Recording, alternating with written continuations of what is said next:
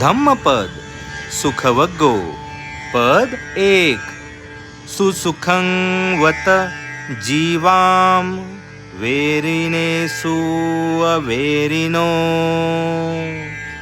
वेरिनेसु मनुष्येषु विहराम अवेरिनो.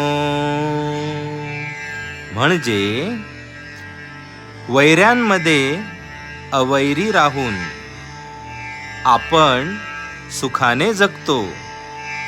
आम्ही वैरी माणसांमध्ये अवैरी होऊन विहार करीत आहोत.